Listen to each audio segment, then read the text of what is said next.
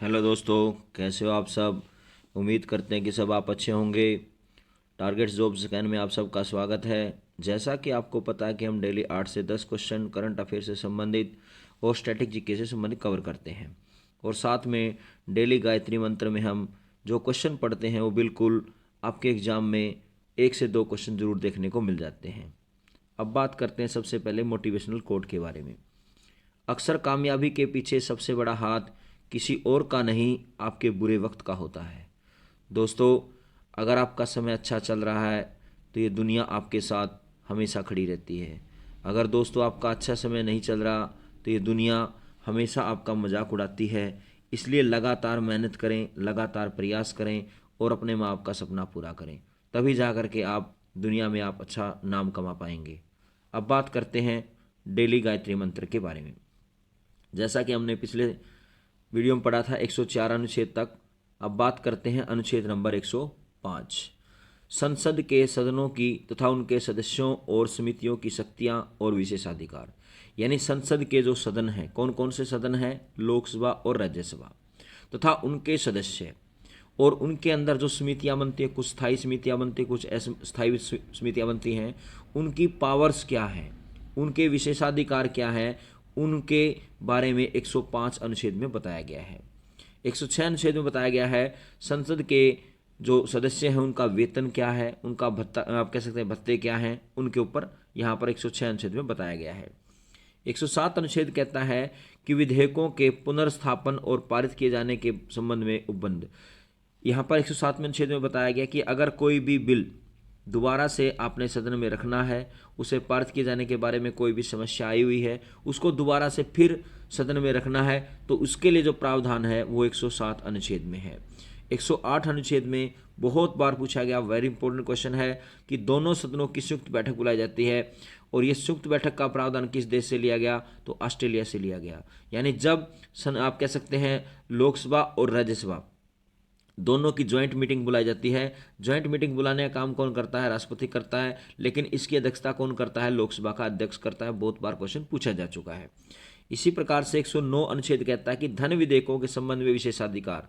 यानी धन विधेयक के संबंध में विशेष प्रक्रिया क्या है, कि आप कह सकते हैं कोई धन विधेयक है या नहीं, इसके बारे में कौन बताता है, तो लोकसभा का अध्यक्ष बताता है। बहुत बार क्वेश्चन पूछा गया है। तो 109 अनुच्छेद में बताया धन विधेयकों के संबंध में विशेष प्रक्रिया। 111 अनुच्छेद में बताया गया विधेयकों पर अनुमति। यानी आप कोई भी विधेयक लेकर आना चाहते हैं, कोई भी आप बिल लेकर आना चाहते हैं, तो वहाँ पर सदन के अध्यक्ष के द्वारा या सभापति के द्वारा या अध्यक्ष के द्वारा आपको अनुमति लेनी पड़ती है। इसके साथ अगर बात की जाए अनुच्छेद नंबर 12, वेरी इंपॉर्टेंट है। अनुच्छेद नंबर 112 जो है वेरी इंपॉर्टेंट है, वार्षिक वित्तीय विवरण। यानी भारत के संविधान में बजट शब्द का प्रयोग नहीं किया गया है, जबकि यहाँ पर वार्षिक वित्तीय विवरण का प्रयोग किया गया है। कई बार क्वेश्चन आता है कि सबसे ज़्यादा बजट प्रस्तुत करने वाले प्रधानमंत्री कौन हैं, तो उनका नाम है मोरारजी देसाई। हमारी अभी निर्मला सीतारमण हमारी क्या वित्त मंत्री हैं, उन्होंने लगभग आप कह सकते हैं 5 बार बजट को पेश किया है। 113 अनुच्छेद कहता है कि संसद में प्राक्कलनों के संबंध में प्रक्रिया। यानी संसद में कुछ प्राक्कलन समिति होती हैं, कुछ आप कह सकते हैं जो स्थायी समिति है, कुछ इसके अलावा लोक लेखा समिति है, उन समितियों से संबंधित जो प्रक्रिया है वो 113 अनुच्छेद में बताई गई है। 114 अनुच्छेद में बताई गई विनियोग विधेयक के बारे में बताया गया। 115 अनुच्छेद में बताया है अनुपूर्वक अतिरिक्त और अधिक अनुदान। यानी कुछ एक्स्ट्रा आपने अनुदान लेना है और उससे भी ज़्यादा आपको अनुदान लेना है, वो अनुदान केवल आपको राष्ट्रपति की अनुमति से दिया जा सकता है। तो ये सारी प्रक्रियाएं जो है 115 अनुच्छेद में बताई गई है। 116 अनुच्छेद में बताया गया है लेखानुदान, प्रत्यानुदान और अपवाद। यानी किसी प्रकार की कोई आप कह सकते हैं धन से संबंधित कोई प्रक्रिया है, उसमें आप कह सकते हैं आस्मिक निधि के लिए पैसा निकालना है, तो इसके लिए अनुमति लेनी पड़ती है, उसके लिए अनुदान देना लेखानुदान करना पड़ता है, प्रत्यानुदान करना पड़ता है और अपवाद अनुदान करना पड़ता है। ये अनुच्छेद 116 में बताया गया है। 117 अनुच्छेद में बताया गया है कि वित्त विधेयकों के बारे में विशेष उपबंध। यानी वित्त विधेयक जो है, मनी बिल जो है, उसके बारे में विशेष उपबंध बताए गए हैं अनुच्छेद नंबर 117 में। इसी प्रकार से अगर बात की जाए अनुच्छेद नंबर 119 संसद में वित्तीय कार्य संबंधी प्रक्रिया का विधि द्वारा विनियम, यानी संसद में जो वित्तीय कार्य होते हैं, पैसे संबंधी जो कार्य होते हैं, उसके लिए एक विधि बनाई जाती है, कानून बनाई जाती है, उसके बारे में 119 अनुच्छेद में बताया गया है। 120 अनुच्छेद वेरी इंपॉर्टेंट है, संसद में प्रयोग की जाने वाली भाषा। संसद में प्रयोग की जाने वाली भाषा जो है, वैसे तो आमतौर पर अगर बात की जाए तो हिंदी और इंग्लिश दोनों का प्रयोग किया जाता है। अगर संसद में कोई भी सांसद अपनी स्थानीय भाषा को, अपने आप कहते हैं स्थानीय भाषा को प्रयोग करना चाहता है तो उसको प्रयोग कर सकता है, लेकिन इसके लिए उसको सभा के अध्यक्ष की और सभा के सभापति की अनुमति लेनी पड़ती है।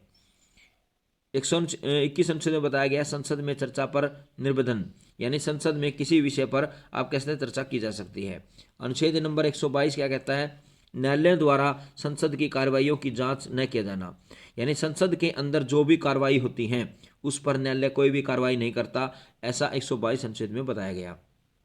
123 अनुच्छेद में बताया गया कि अध्यादेश जारी कर सकता है। कौन कर सकता है अध्यादेश, तो अध्यादेश आप कह सकते हैं राष्ट्रपति जारी कर सकता है। जब सदन का कोई भी सदन नहीं चल रहा हो, यानी संसद का कोई भी सदन नहीं चल रहा हो, तो उस समय राष्ट्रपति क्या कर सकता है, अध्यादेश जारी कर सकता है, अनुच्छेद नंबर 123 के माध्यम से। उसकी पावर उतनी ही होती है जो संसद द्वारा पारित किए गए, आप कहते हैं पारित किए गए नियम के अनुसार होती है। सेम उसी प्रकार के अध्यादेश की जारी सकते हैं, पावर भी उसी प्रकार की होती है। इसके साथ अगर बात की जाए अनुच्छेद नंबर 124, इसमें सुप्रीम कोर्ट की स्थापना के बारे में बताया गया है। सबसे पहले अगर सुप्रीम कोर्ट की बात की जाए तो भारत में सबसे पहले सुप्रीम कोर्ट जो था कलकत्ता में था।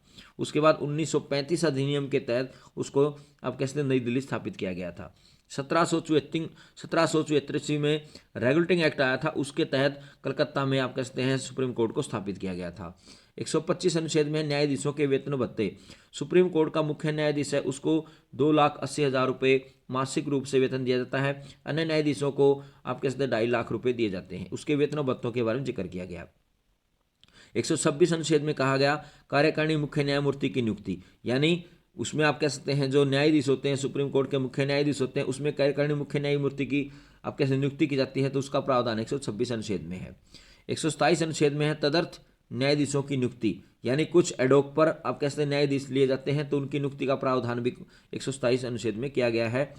128 अनुच्छेद में लिखा गया है उच्चतम न्यायालय की बैठकों में सेवानिवृत्त न्यायाधीशों की उपस्थिति, यानी सुप्रीम कोर्ट की जो बैठक होती हैं उसमें जो रिटायर आप कहते हैं जो जज होते हैं वो भी क्या किया जा सकते हैं, उपस्थित किए जा सकते हैं, ऐसा 128 अनुच्छेद में बताया गया।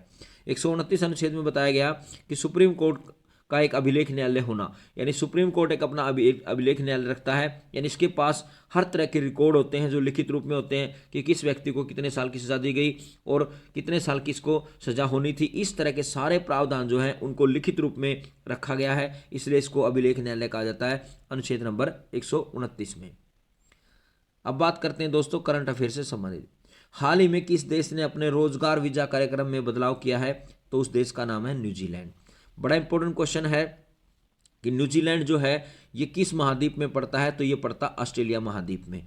अगर बात की जाए न्यूजीलैंड जो है इसको दक्षिण का ब्रिटेन कहा जाता है, और साथ साथ में अगर बात की जाए न्यूजीलैंड की राजधानी क्या है, तो वेलिंगटन है। इसी प्रकार से अगर बात की जाए ऑस्ट्रेलिया जो है ये विश्व का सबसे छोटा महाद्वीप है, और ऑस्ट्रेलिया में ही विश्व की सबसे लंबी पर्वतमाला है जिसका नाम है ग्रेट बैरियर रीफ, जो आप कहते हैं ऑस्ट्रेलिया के पूर्वी भाग में स्थित है। बहुत बार ये क्वेश्चन पूछे गए स्टैटिक जीके में। इसके साथ साथ अगर बात की जाए हाल ही में न्यूजीलैंड ने पिछले साल लगभग रिकॉर्ड प्रवासन के बाद अपने रोजगार वीजा कार्यक्रम में बदलाव किया है। बदलाव के तहत कम कुशल नौकरियों के लिए अंग्रेजी भाषा की आवश्यकता शुरू करने, यानी जो कम कुशल आप कह सकते हैं लोग हैं उनकी नौकरियों के लिए अंग्रेजी भाषा की जरूरी कर दी गई है, और अधिकांश नियोक्ता कार्य वीजा के लिए न्यूनतम कौशल कार्य अनुभव सीमा भी निर्धारित करने जैसे उपायों को शामिल किया गया है। यानी यहाँ पर अगर किसी के पास कम कौशल है उसको नौकरी तभी मिलेगी जब वो अंग्रेजी वहाँ पर जानता होगा। और साथ साथ में अगर बात की जाए अधिकांश नियोक्ता कार्य जो आप कह सकते हैं मजदूर होते हैं वो अपना कार्य करते हैं, तो उनके लिए वीजा के लिए न्यूनतम कौशल होना जरूरी है, और साथ में कार्य अनुभव उसके पास एक्सपीरियंस होना चाहिए उस काम का, उसकी सीमा को भी निर्धारित किया गया है। इसके साथ अगर बात की जाए न्यूजीलैंड के वर्तमान प्रधानमंत्री की बात की जाए तो न्यूजीलैंड नेशनल पार्टी के नेता हैं क्रिस्टोफर लक्सन ने 27 नवंबर 2023 को अपना पद ग्रहण आप कैसे किया था, और न्यूजीलैंड को जैसा मैंने आपको बताया कि दक्षिण का ब्रिटेन कहा जाता है। तो कई बार पूछा जाता है कि न्यूजीलैंड के प्रधानमंत्री कौन है, तो उनका नाम है क्रिस्टोफर लक्सन। इसके साथ साथ अगर बात की जाए, मिराज शहर को संगीत वाद्य यंत्र की अपनी कला के लिए जीआई टैग प्रदान किया गया, वह किस राज्य में है, तो यह है महाराष्ट्र में। यानी मिराज शहर को संगीत वाद्य यंत्र बनाने की अपनी कला के लिए जीआई टैग प्रदान किया गया है, तो ये किस राज्य में है, महाराष्ट्र में। कई बार स्टैटिक जीके में क्वेश्चन पूछा जाता है कि महाराष्ट्र के मुख्यमंत्री कौन है, एकनाथ शिंदे हैं। महाराष्ट्र की जो राजधानी है मुंबई है, उसे आर्थिक राजधानी के नाम से जाना जाता है। इसी प्रकार से भारत का सबसे बड़ा राज्य पूछा जाए क्षेत्रफल के हिसाब से कौन सा है, तो राजस्थान है। इसी प्रकार से अगर बात की जाए, गुजरात में एक गिर अभ्यारण्य है जहां पर एशियाई शेर पाए जाते हैं। तो ये स्टैटिक जीके क्वेश्चन है जो आपके एग्जाम में आपको बार बार देखने को मिलते हैं। महाराष्ट्र के सांगली जिले का छोटा सा शहर मिराज संगीत वाद्य यंत्र विशेषकर सितार और तानपुरा बनाने की अपनी शिल्प कला के लिए जाना जाता है। ये क्वेश्चन वेरी इंपॉर्टेंट है कि जो मिराज संगीत वाद्य यंत्र है उसमें कौन से वाद्य यंत्रों को शामिल किया गया है, सितार और तानपुरा को शामिल किया गया है, और उसकी शिल्प कौशल आप कहते हैं के लिए उसको जाना जाता है। और ये कहाँ पर पड़ता है, तो सांगली जिले के अंदर पड़ता है मिराज शहर। और इसी प्रकार से मिराज शहर को हाल ही में जीआई टैग प्रदान किया गया। जैसा मैंने आपको बताया, जीआई टैग जो अधिनियम आया था 1999 ईस्वी में आया था, 2003 में इसकी शुरुआत हुई और 2004 में जो पहला जीआई टैग मिला वो पश्चिम बंगाल की दार्जिलिंग की चाय को मिला था। और जीआई टैग आप कह सकते हैं एक विशेष भौगोलिक क्षेत्र में आने वाले उत्पाद को दर्शाता है जो उसके व्यावसायिक मूल्य को बढ़ाता है।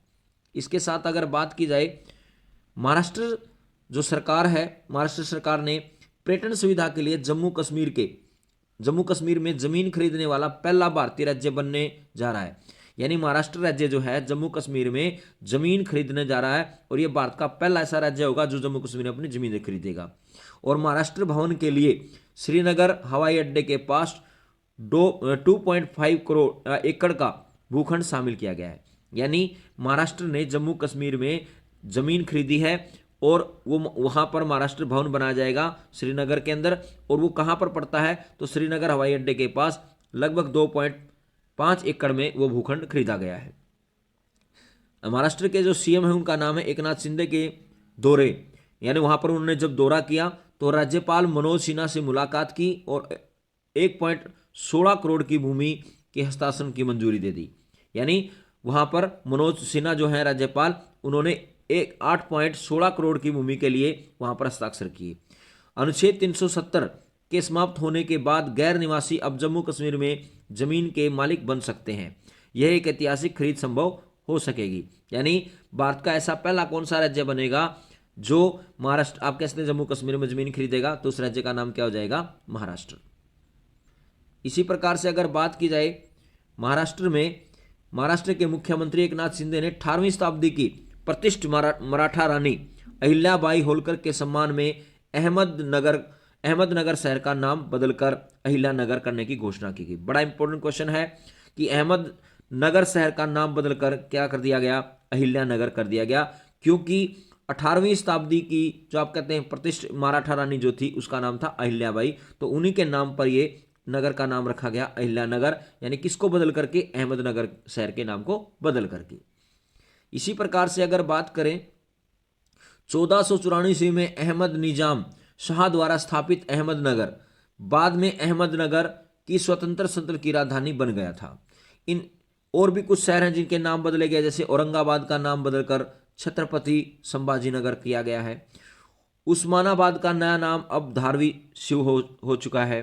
तो इसी प्रकार से कई बार क्वेश्चन आता है कि औरंगजेब की मृत्यु कहाँ पर हुई, तो औरंगजेब की मृत्यु भी आप कह सकते हैं अहमदनगर में ही हुई थी 1707 ईस्वी में। इसी प्रकार से अगर बात करें, मराठा कैबिनेट ने शिक्षा और सरकारी नौकरियों में मराठों के लिए 50% की सीमा से अधिक 10% आरक्षण के विधेयक को मंजूरी दे दी। यानी मराठा जो आप कह सकते हैं उनको आरक्षण दिया गया है और राज्य ने इसे पारित करने के लिए एक विशेष विधानसभा सत्र की योजना बनाई, जिसमें मुख्य रूप से मराठों द्वारा उपयोग किए जाने वाले मौजूदा 10% ईवीएस कोटे को बढ़ाया गया है। यानी जो मराठा जो हैं उनको पहले आप कह सकते ईवीएस में रखा गया था, इकोनॉमी वीकर सेक्शन में रखा गया था, जिसमें उनका परसेंटेज अगर बात की जाए तो 10% उनको आरक्षण था।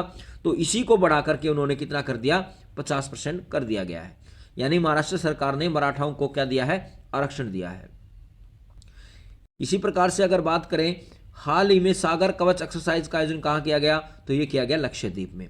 लक्षद्वीप आप कह सकते हैं एक आप कह सकते हैं द्वीप है, और द्वीप का अर्थ क्या होता है, जो क्षेत्र चारों ओर से जल से घिरा हो। लक्षद्वीप की राजधानी क्या है, कावारती है। गोवा भारत का सबसे छोटा राज्य है क्षेत्रफल के हिसाब से, याद रखना। और उड़ीसा जो है इसकी राजधानी क्या है, आप कह सकते हैं भुवनेश्वर है। और उड़ीसा के कटक शहर में ही सुभाष चंद्र बोस का जन्म 23 जनवरी 1897 को हुआ था। बड़ा इंपॉर्टेंट क्वेश्चन है, इन सब क्वेश्चनों को आप स्टैटिक जी के रूप में याद रखना। इसी प्रकार से अगर बात की जाए, हाल ही में 2 दिवसीय सागर कवच अभ्यास का आयोजन लक्षद्वीप समूह में आयोजित किया गया। इस अभ्यास में भारतीय नौसेना, भारतीय तटरक्षक बल, समुद्री पुलिस, मत्स्य पालन, सीमा शुल्क और अन्य सुरक्षा एजेंसियों सहित सभी समुद्र एजेंसियों ने भाग लिया।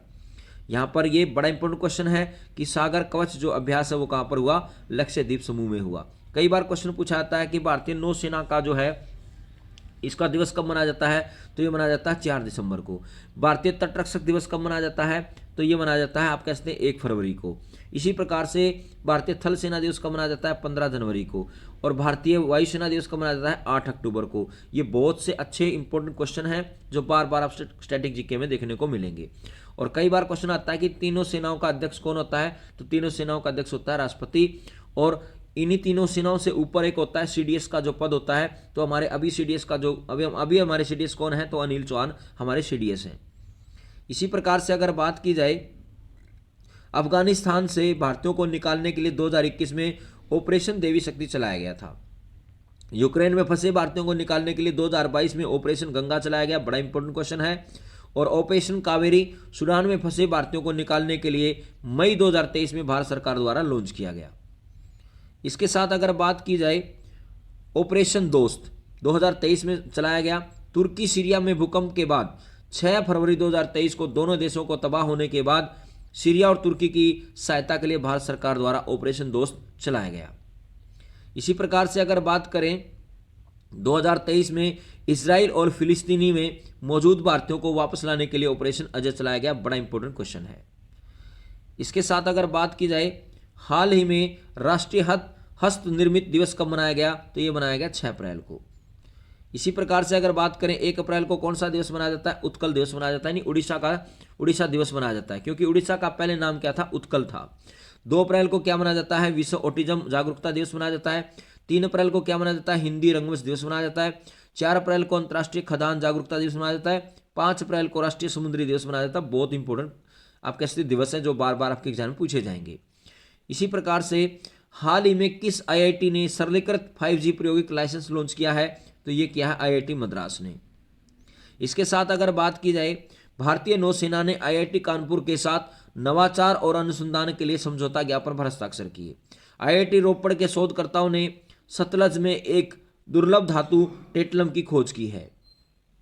इसके साथ अगर बात की जाए, उत्तर प्रदेश सरकार ने बेहतर आपदा प्रबंधन के लिए आईआईटी रुड़की के साथ समझौता करने का फैसला किया है। आईआईटी गुवाहाटी ने उन स्वास्थ्य देखभाल के लिए स्वास्थ्य परियोजना का उद्घाटन किया। इसके साथ अगर बात की जाए, हाल ही में जारी आंकड़ों के अनुसार कितने लाख उपयोगकर्ताओं ने आरबीआई की डिजिटल मुद्रा को अपनाया है, तो ये 50 लाख उपयोगकर्ताओं ने आरबीआई की डिजिटल मुद्रा को अपनाया है। आरबीआई की स्थापना कब हुई, तो आप कह सकते हैं आरबीआई की स्थापना की अगर बात की जाए, या आरबीआई की राष्ट्रीयकरण कब किया गया, तो 1 जनवरी 1949 को आप कह सकते हैं आरबीआई का राष्ट्रीयकरण किया गया। इसी प्रकार से अगर बात की जाए, उत्तर प्रदेश में देश में पहली बार सेमीकंडक्टर नीति लागू की गई, यानी उत्तर प्रदेश ने देश में पहली बार सेमीकंडक्टर नीति लागू की गई। 67वीं अखिल भारतीय पुलिस मीट लखनऊ में आयोजित की गई। इसी प्रकार से अगर बात करें, हाल ही में सुप्रीम कोर्ट ने किस राज्य की मदरसा शिक्षा नीति को असंवैधानिक घोषित करने वाले फैसले पर रोक लगा दी, तो ये लगा दी उत्तर प्रदेश की।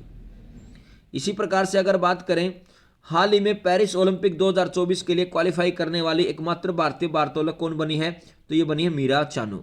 इसी प्रकार से अगर बात की जाए, जो आप कह सकते हैं इससे पहले ओलंपिक हुए थे आप कह सकते हैं जापान के टोक्यो नामक शहर में, वहां पर मीराबाई जो चानू थी उन्होंने रजत पदक जीता था। और कॉमनवेल्थ के अंदर अगर बात की जाए तो मीराबाई चानू ने स्वर्ण पदक जीता था। तो यहां पर 2024 में जो पेरिस ओलंपिक होने वाले हैं उसमें मीराबाई चानू ने आप कह सकते हैं क्वालिफाई किया है। मीराबाई चानू कहाँ की रहने वाली है? मणिपुर की रहने वाली है। और ये लगभग आप कह सकते हैं एक खुद का वजन जो है इनका 149 किलो है। और जैसे इन्होंने जब जापान में जो आप कह सकते हैं ओलंपिक हुए थे वहां पर 202 किलो वजन उठा करके इन्होंने रजत पदक जीता था। और अगर बात की जाए कॉमनवेल्थ के अंदर इन्होंने 201 किलो वजन उठा करके स्वर्ण पदक जीता था। इसी प्रकार से अगर बात की जाए ग्रीष्मकालीन ओलंपिक पेरिस 2024 में होंगे जो 26 जुलाई से 4 अगस्त 2024 तक चलेंगे, जिसमें 10,500 एथलीट भाग लेंगे। 32 खेलों में स्पर्धाएं करवाई जाएंगी और 329 पदक स्पर्धाओं के साथ ये प्रतिस्पर्धा होगी। इसी प्रकार से अगर बात की जाए जो पैरा ओलंपिक हैं वो 28 अगस्त से 8 सितंबर 2024 तक आयोजित किए जाएंगे। इसमें 22 खेलों में 4400 एथलीट भाग लेंगे, 549 पदक स्पर्धाएं शामिल होंगी और 2000 आप कहते हैं ओलंपिक में 206 देशों का प्रतिनिधित्व रहेगा। और पैरा ओलंपिक में अगर बात की जाए तो 184 देशों का प्रतिनिधित्व रहेगा। यानी ग्रीष्मकालीन में जो आप कहते हैं ओलंपिक होंगे इसमें 206 देश भाग लेंगे और पैरा ओलंपिक की अगर बात की जाए तो 184 देश वहां पर भाग लेंगे।